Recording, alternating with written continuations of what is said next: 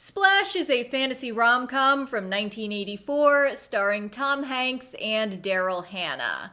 The plot centers around a mermaid who falls in love with a man and is able to go on shore for a brief amount of time to be with him.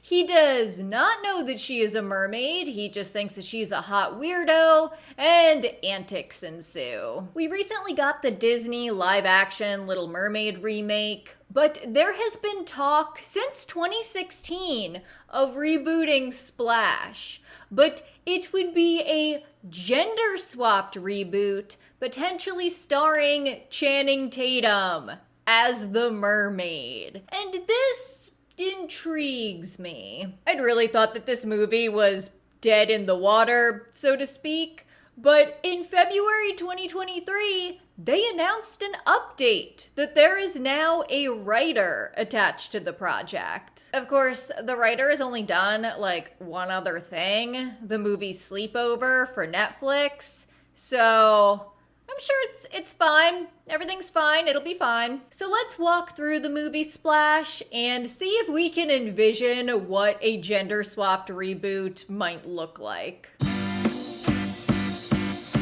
The movie starts in the past, and we know it's the past because it's sepia-toned. Are there any conspiracy theorists who believe that the world used to be in black and white and that we only developed color as a result of the moral degradation of society, a la The Giver or the movie Pleasantville?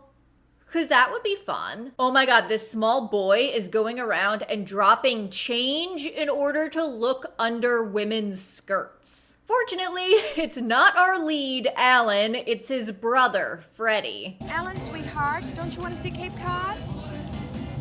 Alan sees something in the water that prompts him to jump in, and it turns out to be a little girl, and they share a nice moment before Alan is rescued. I'm also going to spoil something from later in the movie. This scene is referenced towards the end, and it's said that Alan could breathe underwater here. But that's not entirely clear to me when watching the scene. Like, it's said like the audience should have realized that in this moment. But it just seems like he has really poor survival instincts. She's so sad. Why is she so sad that he's leaving? They just met. Fast forward to present day. Well, I mean, the 1980s, but like, you know. Freddie was an awful boy, and now he is an awful man. I'm in Penthouse Magazine! I printed my letter! Freddie published a story called A Lesbian No More, and who wants to bet that that story is about how Freddie is just so sexy and masculine that he seduced a lesbian? Story's entitled A Lesbian No More. They printed every word I wrote. He laughs at the secretary's lightning-induced head injury. What's with her? Oh, she had a little accident over the weekend. Got hit in the head by some lightning. This man is horrible. If this movie does not end with him drowning, I will be mad. Oh my god, he's still doing the drop change look under skirts thing. I am so distracted by how terrible Freddie is that I am losing track of the fact that Alan's girlfriend Victoria just broke up with him because he doesn't love her. What do you mean, do I love you? Well, we met, and I, And Alan just doesn't understand why he can't fall in love. Why didn't I love her, Freddie? Huh? Can you answer me that? Why didn't I love her? I mean, she had everything. I'm telling you, something in here is not working. He doesn't want much. I just want to meet a woman. I want to meet a woman, and I want to fall in love, and I want to get married, and I want to have a kid, and I want to go see him play a tooth in the school play. He decides that he immediately has to go from the bar to Cape Cod, and on the beach he encounters Walter Kornbluth, who is played by Eugene Levy. Kornbluth is a researcher, and he thinks that Alan is a spy. I suppose you're just some harmless beachcomber who happens to wear a tuxedo! Alan has a guy named Fat Jack take him on a boat across the water to the island. kind of, because the boat breaks down and Fat Jack leaves, like he swims away. But Alan, who cannot swim, is stranded. Alan tries to restart the boat, but he falls in the water and gets knocked in the head. And then it looks like he is about to both drown and lose his wallet, but in the next scene, he's washed up on shore. He spots naked Darryl Hannah, and they have a moment and they kiss.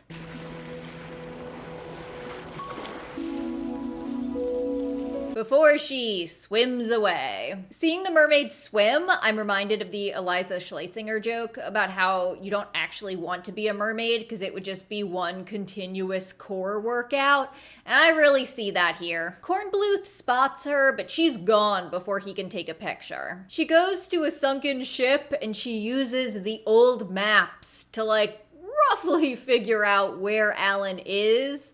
And this is classic grade A mermaid imagery, and I appreciate it. So the mermaid goes on shore with legs and fully naked, so she gets arrested for public indecency. Since she had Alan's wallet, they call him to go pick her up, and he and the mermaid start making out almost immediately, and then they go back to his apartment to have sex. And I question Alan's decision-making skills.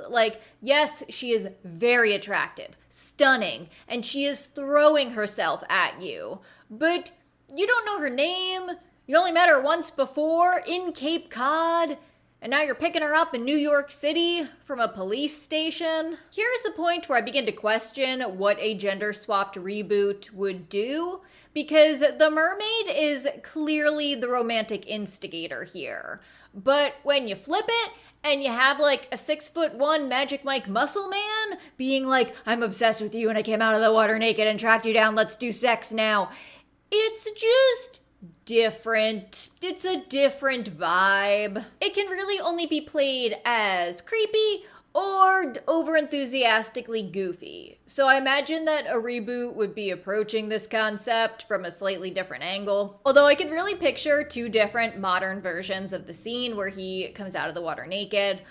In one, there's a bunch of older women tourists who are just swooning and fainting because he's so manly and attractive. And in another version, there are just a bunch of people yelling put on some pants, pervert, and throwing things at him. And then he gets arrested for public indecency and ends up in a jail cell with a bunch of weirdos. After the mermaid and Alan sleep together, Alan decides to go back to work, and the mermaid puts on one of Alan's suits and goes off into New York. So would the reversal of that scene be Channing Tatum putting on a tiny sundress and going out into the city? That's a very different type of comedy, but it's kind of what I can picture them doing. Darryl Hannah in the suit still looks good, but it's just a little bit silly. But Channing Tatum, big man in a tiny sundress, would be a much more overt type of comedy. Darryl Hannah behaving weirdly and breaking societal rules and boundaries works, not just because she is attractive, but because she is relatively non-threatening. So her behavior just comes off as quirky. Excuse me, miss. We're getting ready to close. She's been here for 6 hours. But if you have a large, muscular man refusing to leave a store, it's just a different situation in that other characters will react differently. Although, realistically, they'll probably be coming up with an entirely different plot for the reboot. They won't be doing a shot-for-shot remake of the original. And it's already been 7 years since Channing Tatum was first attached to this project, so I keep picturing him and having issues with it because I can visualize how his performance would go. But it wouldn't be surprising if, after all this time, they decide to go with a different cast. So Alan goes looking for his mermaid. I'm looking for a girl, Timmy. $200. No. Timmy's just ready. Whatever you need, Timmy's got it. Alan finds her, and when the mermaid tries to say her real name, it breaks all the TVs. My name is...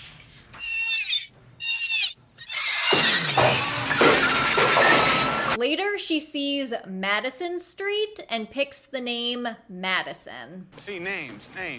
Linda, Kim, where are we? Madison. Elizabeth, Madison. Samantha. Madison, I like Madison. And this movie, this moment, is responsible for popularizing the name Madison as a girl's name in the United States, which is wild because to me, Madison is the name of like a pretty popular girl who's probably also rich and plays tennis. But there was a time, not that long before I was born, when Madison was just the last name of the 4th president of the United States. Alan is trying to ask her questions about who she is and where she's from. Who are you? Where are you from? Just begin when you were born and finish up right when you blew up the TVs. He gets no concrete answers. What's that?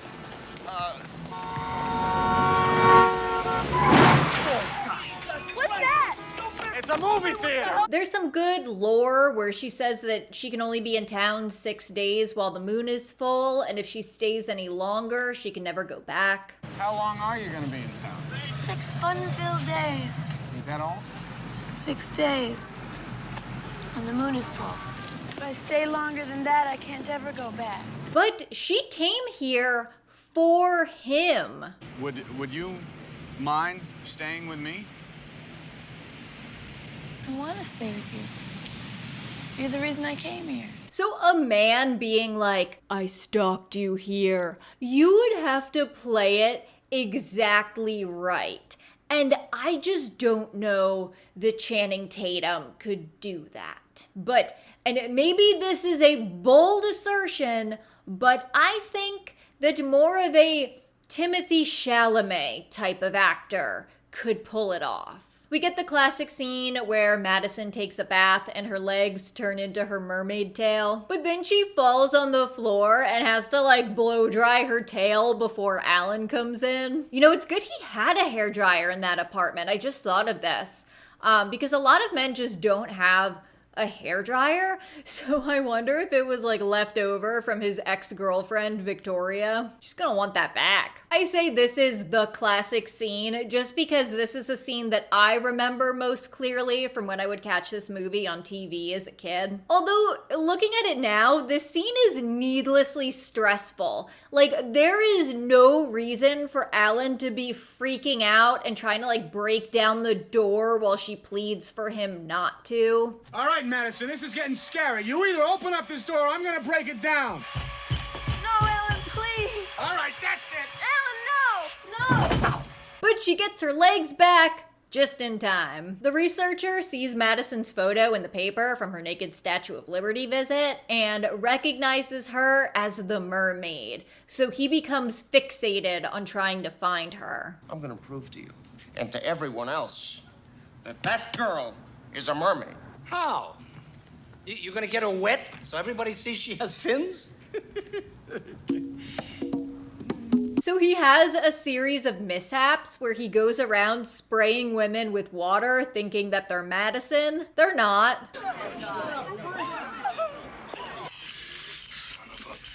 I like this scene where Alan gives Madison a gift, like nicely wrapped in a box, and Madison kisses it. It's beautiful. I love it. She reciprocates by trading her mermaid necklace for a large park fountain statue with mermaids on it that Alan liked. I don't know how they got it into his apartment or how the floor is bearing the weight of such a large structure, but mermaid movie. They say I love you, which is character development for Alan. Madison, I love this present. I love it. And I love you. Since he had previously expressed his inability to feel love for his ex-girlfriend, who he broke up with like a week ago and is the probable owner of that hairdryer, Alan even wants to marry Madison so she can stay in the country. He thinks she's foreign from like a land-based nation. You don't have to leave the country. You could marry like an American. I think for me, the crux of my issue with the Channing Tatum reboot is that in the original, yeah, Madison was kind of strange and she ate lobster through the shell, but there was still kind of a sweetness and earnestness to her. Like, her general demeanor was very poised and reserved. Men wanted to date her, and women saw this and were like, yes, I would also like to be a mermaid. And Channing Tatum has a particular physicality in his acting. Like, I know he was a romantic lead in some movies in the early 2010s. I've recently watched Lost City with him and Sandra Bullock, and I liked it. I thought it was funny, but the humor was very over the top. It was very slapstick, and I just feel like he would bring a similar performance to a role like this, and it wouldn't really work the same. It would make the movie more comedy than romance. How about just, hey, catch, gun, anything that you want to throw and I'll catch it because you've said catch, and I'll catch it because you said it.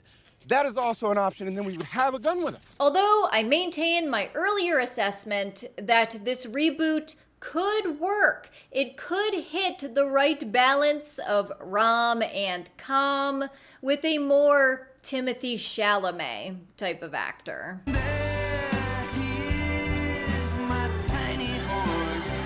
He's extra tiny today, yeah, but they're taking him away from me, yeah, tiny horse. By the way, Madison, a being who just got legs, is way better at ice skating than me, someone who has had legs their entire life. Madison, would you marry me? No. She also rejects Alan's marriage proposal, and she won't tell him where she's from, so he gets upset and they fight. Well, it's called sarcasm. What, they don't have that where you come from either? Well, now they don't have anything, do they? They don't have ice, and they don't have music, and they don't have clothes.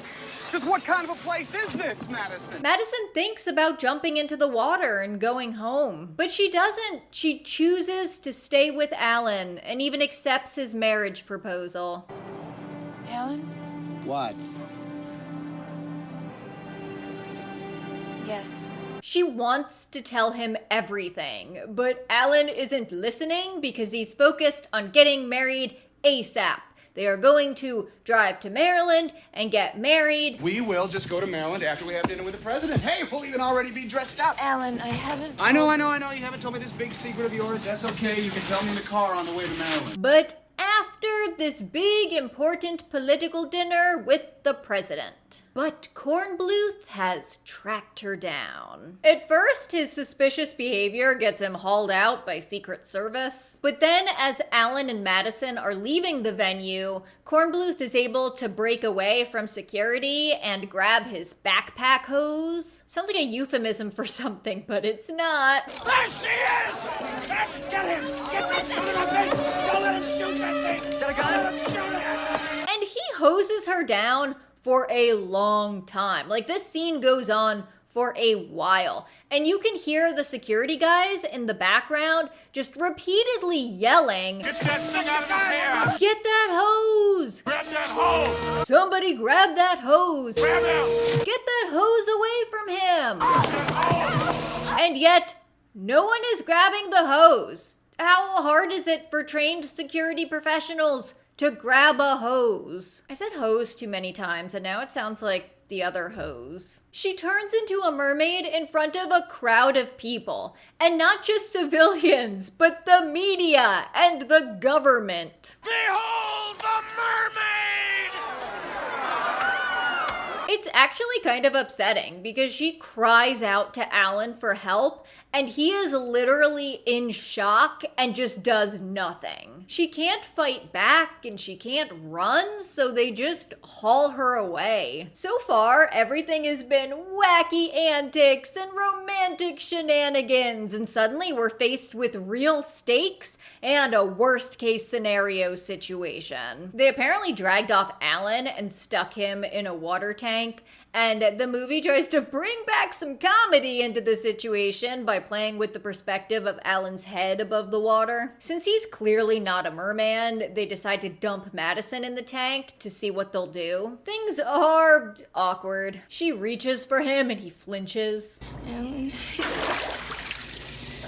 They do let Alan go, and he is just pissed about the situation. I don't expect it to be perfect, but for God's sake, it's usually human. Every day people meet and they fall in love every day, and look what I got. Freddie has what I assume is supposed to be his redeeming character moment by telling Alan how lucky he is to have found love. Let's take a good look at what you got. People fall in love every day, huh? Is that what you said? Yeah. Yeah? Well, that's a crock. Every day. Come on. Some people will never be that happy. Madison is still imprisoned in a tank in a lab, and she is being studied and tested and examined, and she is not doing great now. She's kind of molting. The doctors plan to literally cut her open and poke at her organs. Then we'll be ready for the internal examination. Internal examination? Of course. I'll want to study her pulmonary system, reproductive organs, everything. Even though Kornbluth found a real live mermaid, he is still looked down upon by his peers. You're not a member of my team. Run along now, Walter, and see if you can't find a unicorn. Now that he has her in captivity and he sees that she's a person and she's sad, he feels guilty about what he's done. If this discovery had brought him success and acclaim and the long-sought approval of his colleagues, I wonder if he would still be so conflicted. So after a confrontation at the dentist, Hey, I said let's talk. Come on, put it down. Stay away from me. Put it. Alan and Freddie team up with Kornbluth to go rescue the mermaid. Their plan is flimsy at best. I mean, I know this is a fantasy romance mermaid comedy movie, but their plan is to pretend to be Swedish scientists and just walk into the lab. Nobody checks their identification. One guy tries to talk to them in Swedish. Vad gör en svensk vetenskapsman så långt väg från Sverige? But Freddie watched a lot of Swedish porn, so it works out. Jag har en turf and en Tums penis. Alan and Madison make up, and it's very sweet. Don't feel guilty Guilty about what? about not loving me anymore. All the time we were together, you always knew how I was feeling. Can't you tell now? They're able to smuggle the mermaid out by wrapping her in a bunch of tarps and pretending that it's Freddie and he got his face lasered off. Pentagon, are you crazy? You want to create a national panic? I don't want to die! Pull yourself together! I feel like there's a general difference in shape between Freddie and a mermaid, but whatever. The military is in hot pursuit. They make it to the water, and Madison reveals that she was willing to give up being a mermaid and stay with Alan, and that's like what the scene was before when she didn't jump in the water, and it wasn't really clear to me that that meant that she was gonna stay forever. I thought she was just staying until the end of her 6 days. But whatever. Now she can't because the government knows about her and they will never leave her alone. I was ready to stay with you forever. I know. Now they know who you are. They're never going to leave you alone. I can't ever come back to you.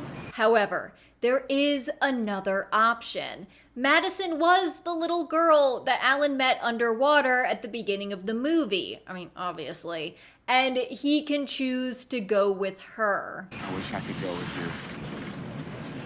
You can. How?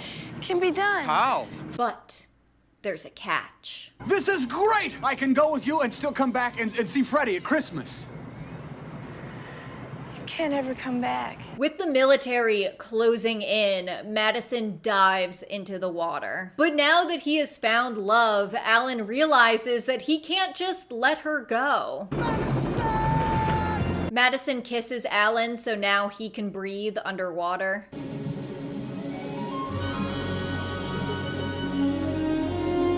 But the military deployed guys in like scuba suits to go after them.